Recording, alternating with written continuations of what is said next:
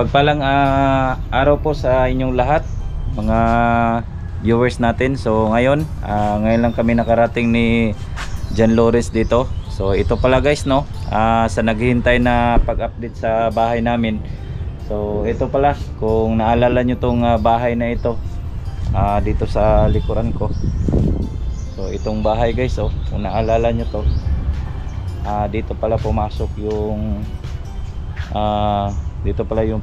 yung mga armadong grupo. So nakikita natin, no, wala nang pinabayaan na talaga. So kaya pagdating namin ni John Lawrence dito, ito na yung nakita namin dito. Yan, dito sa likuran. So ito guys, no, so ito yung mga, ito na lang yung nabilin dito guys. So ito lang yung nabilin, naiwan. So ito yung ano namin guys, ito yung loob. So ito na. So ayun, ito na po yung loob ng bahay namin.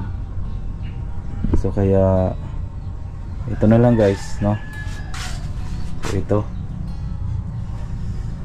wala nang mga damit. So kaya ito na lang, oh. So ito guys, oh, kita natin nagkatag-katag ni ganina guys. So ito na po yung sitwasyon namin. So inayos ko lang dito, tapos yung mga bagong mga damit, no, kinuha ng pamilya ko. So hindi ko pa alam, mga natol, na kinuha pala nila. Kaya ayun, pagdating ko dito, so ito na. Tingnan nyo dito sa loob guys. So ito, sobrang kalat. So ayan, may mga damit, may yung mga damit ko guys, oh. Ito yung damit ko. So dito ako natutulog pala, no. Dito ako natutulog. Ilang taon po kami na nanirahan dito guys. So ito pa, naiwan pa yung charger ko dito guys, oh. Ito, wala na talaga guys, oh. Baklas na talaga. Kaya ang sitwasyon na napakahirap dito. So may ceiling fan, may suga pa dito. Yung damit ko guys, ito. So, kasi dami nag-request sa atin dito na kailangan daw na i-update natin yung bahay na nilusob ng armadong grupo. Kaya ayun, kailangan natin ipapakita sa inyo. Peaceful naman dito, no. So wala naman. So lahat ng mga gamit namin dito guys, hindi ko alam kung saan nilagay ng pamilya ko. So dito guys, dito natutulog yung kapatid ko. So dito sila natutulog. So wala na guys, no, sitwasyon ng bahay namin. So ito pa, may ano pa dito guys, oh. Ayan, nilinisan natin kanina. Yan, ito mga baso kanina guys, may mga ano pa to, may mga uod.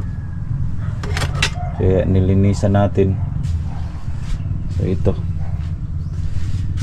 yung mga gamit ko guys, oh. Yung mga gamit ko.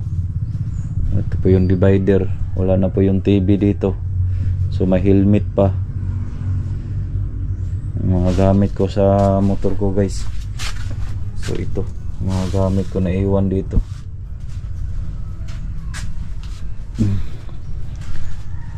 Itong mga gamit na ito, dito to sa ibaba, no. Dito to sa ibaba, kaya kinuha lang natin. So nakalimutan tayo ng mag video kanina, bago ako pumasok dito. Kaya ayun, ang sitwasyon namin dito na wala na talaga. Ito yung bangko namin guys, ito yung ginagamit namin. kumain kami. At marami pala kaming mga kapitbahay dito guys, oh. Yung mga kapitbahay namin dito nakapaligid. May kapitbahay kami dyan. Ito yung mga tanim ko dito guys, oh. Ito yung mga tanim ko dito. Ayan, yung mga tanim. Ito yung CR namin guys. So, ganito yung sitwasyon namin. So ito, may mga damit pa dito na inaiwan, oh. May mga damit pa naiwan dito, yung mga importante lang na dinadala nila. Ayan, ito yung bahay namin. So nakapunta na dito sila Eric, sila Kuya Bert. So dito guys, ito yung CR namin dito. Ito yung CR namin dito. Nito ano yung sitwasyon namin. At least mapakita ko sa inyo. At least masaya po kayo na nakita nyo yung bahay namin. So ito si John Lawrence. Pag-hi John Lawrence. Nandito si John Lawrence guys. May duyan kasi dito guys. May duyan kasi na nilagay dito pag alis namin. Kaya itong duyan nandito pa rin. So, yung mga gamit ni John Lawrence, oh. Yung bag ko andun. So, at least masaya na po kayo mga tol at mga viewers, no? May aso pa kami dito. Toy. Oh, ito yung aso guys. So ito yung aso. Ito guys, oh. Oh. Wala na talaga guys. Nalagyan na lang ng kumbaga hapin.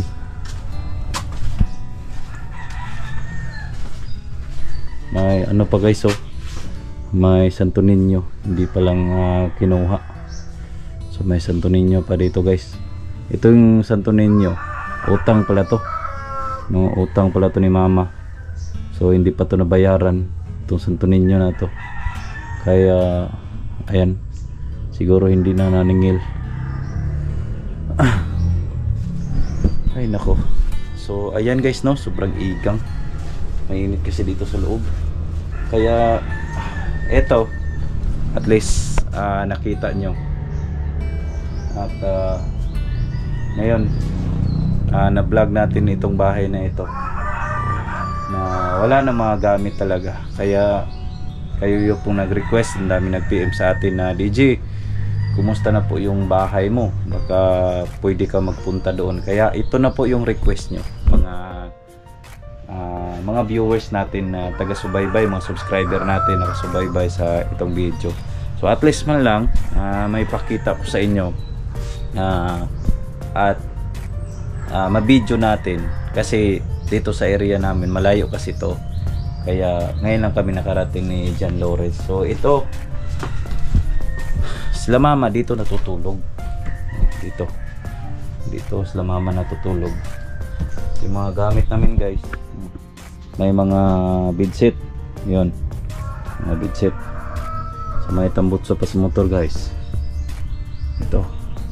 Dito sila mama matutulog, tsaka yung mga kapatid ko na mga maliliit pa, so dito pa sila natutulog.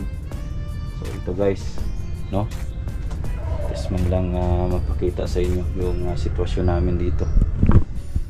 Ito, ayan, oh, may pa kami dito, oh. May ceiling fan. So ito guys, pwede namin to magamit kasi sobrang init ng panahon. Ayan, magamit pa sa motor guys, oh. Yung mga tools, ayan, oh, yung ginagamit natin. Dito ko itong lugar na ito guys, yan guys, so tumindig yung balahibo natin. Itong lugar na ito, the best na memories, marami akong mga memories dito. na bahay na ito, kasi dito sa lugar namin, itong bahay na ito, hindi pa to ganito ka laki. So yung ano lang namin guys, yung kwarto ko noon. So ito yung kwarto ko noon guys. So dito, dyan po yung kwarto ko noon. So dyan po ako natutulog dito guys. Hindi dito hindi dito, ano lang to, extension lang to. Kita ko sa inyo. So nakalock kasi dyan sa ano guys, dyan sa ano, dyan sa loob na ito. So dito sa likuran ko guys, ito. So nakalock kasi hindi tayo makapasok. So kasi noon, itong lugar na ito, yan po yung kwarto natin noon. So dyan kasi ako nag-study habang nag-aaral po tayo. Habang nag-aaral po ako, dito po ako nag-study, no? Kahit maliit yung kwarto ko guys, kahit maliit, dyan ako nag-study, nag-aaral. So kaya ilang taon, parang 18 years po kami nakatira dito. 18 years na po kami nakatira dito, kaya ganun ang pangyayari. Kaya umalis na kami dito dahil sa ganun na mga senaryo sa buhay namin. Kaya hindi namin inaasahan. Kaya dito na rin ako nag-aaral, dito sa barangay namin. Kaya mama ko, kapatid ko nandito, dito sila nakatira. Kaya marami mga memories na hindi ko malilimutan dito. Habang kumakain kami guys, so dito may ano kami, may nilagay kami na lamisa. Dito wala nang lamisa guys, wala nang lamisa dito. So hindi ko alam kung saan. So habang kumakain kami, dito kami, kahit eto ano, lupa na sa ibaba guys. So kami kasi yung kawawa dito sa lugar namin, sa totoo lang kami yung kawawa. At lalong lalo na kapag umuulan, kami po yung kawawa dito. Yung mga kapitbahay namin naawa sa sitwasyon namin dito, kasi kung malakas yung ulan, pumasok yung tubig dito sa ibaba. So dyan sa ibaba, pumasok dito. So ito guys, so ito po yung mga level. Tingnan nyo, ito yung mga kinakain ng tubig. So umabot ng tubig dito. So kaya ito tingnan nyo, nangagabok na. Ito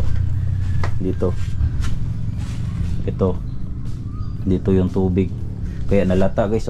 Tingnan nyo, kinain ng kalawang. Kaya binalikan ko talaga to, kasi memories to na dito kami nakatira ilang taon. Kaya ganun lang kadali na may mangyari sa buhay namin, no? Hindi naman natin inaasahan yung pangyayari sa buhay, di ba? Maalala lang natin kung tayo ay bata pa, dito pa kami nakatira. Kaya ito, sa mga viewers, sana maging masaya po kayo sa mga update dito sa bahay namin, no? Kaya sa lahat ng mga taga subaybay sa itong video, so maraming salamat sa inyo, no? Maraming salamat, no? May washing pa kami dito guys. Ito washing na iwan kasi mabigat to.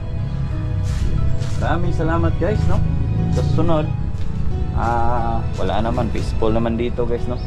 Siguro for the meantime may kuryente naman dito. So ito, may kuryente naman. Doon kami nagkabit kasi ilang taon kami nagkabit dyan. Nakikabit lang kasi kami, kasi kapag magkabit kami sa may poste, sigurado talaga mahal talaga. Kaya nakirouting lang po kami dito sa kapitbahay namin. So ito yung suga namin. Baka dito namin ilagay, no? I-try namin kasi wala naman kaming kung baga wala naman kaming bahay na permanent. Baka sila Charlene, si Rihanna dito ko ilagay, sila Brad Joy. no? Labrat choice. Sige lang. Mga viewers natin, i-update ko lang kayo mga tol, no? I-update ko lang kayo kung dito ba natin ilagay. So ano ba yung pwede natin gawin? Dito ba natin ilagay yung mga bata, la Charlene at si Rihanna, kasi nung bahay namin doon sa kabilang lungsod, no, bali ano na kami, pinalayas na kami kasi nagre-renta lang po kami doon, tapos hindi ako nakabayad dahil na din sa mga problema at hindi natin inaasahan na mga problema, kaya ganun po ang nangyari. So ngayon i-try ko, no? Wala naman kasi nagka-coordinate tayo sa barangay, so wala namang problema na, so peaceful na dito sa area. For the meantime, dito muna siguro ko ilagay yung mga bata, mga tol. So kaya maraming salamat sa patuloy na sumusuporta sa atin, no? Thank you talaga sa inyo, at sana at patuloy pa rin kayo sumusuporta. And shout out kay Ate Elena Hernandez dyan. Ayan, shout out sa iyo. Ate Linda Cortez, Ate sino ba yun? Ate Tracela, ayan, shout out sa iyo ate. And sa lahat ng patuloy at sumusuporta sa ating YouTube channel, maraming salamat. And sorry po talaga na minsan lang po tayo nag-upload dahil nasira po yung cellphone natin, kaya nahirapan tayo tawag nito, mahirapan tayo ano sa screen natin, pag tawag nito, pag click minsan maghang, no? Kaya sige lang, sorry po talaga sa inyo, minsan lang po tayo nag-upload dahil sa pangyayari. So nasira din itong cellphone natin, kaya try natin na i-upload natin kung makaya ba, matouch pa to mamaya. Kaya at sana suportahan nyo pa rin ako. So gagawa tayo ng paraan na maka-upload everyday. Basta gawa tayo ng paraan na maka-upload tayo. So abang-abang nyo na lang po, no? Kaya nag-iba po tayo ng pangalan, Kuya DJ Adventure Vlogs. So yun po yung pangalan na natin ngayon. So maraming salamat guys, no? Shout out sa mga solid supporters ko dyan. Shout out kay Ate Cecilia Marcelino, shout out sa iyo ate. And shout out din kay Ate Maria Jola, ayan, shout out sa iyo ate. And sa lahat, no, sa lahat ng solid supporters ko, maraming salamat po sa inyo, at sana hindi po kayo magsawang sumusuporta sa akin bilang isang vlogger naman. Sana hindi kayo magsawa, kung kahit saan tayo mag-update po tayo, anong mangyari sa atin, mag-update po ako sa inyo. Lahat ng mga pangyayari ko po sa buhay, mag-update po ako sa inyo. Basta meron po akong isettle ngayon na kailangan ko po nang maghanap ng paraan para everyday po ako mag-upload. So I love you sa inyong lahat. Mahal na mahal ko po kayo.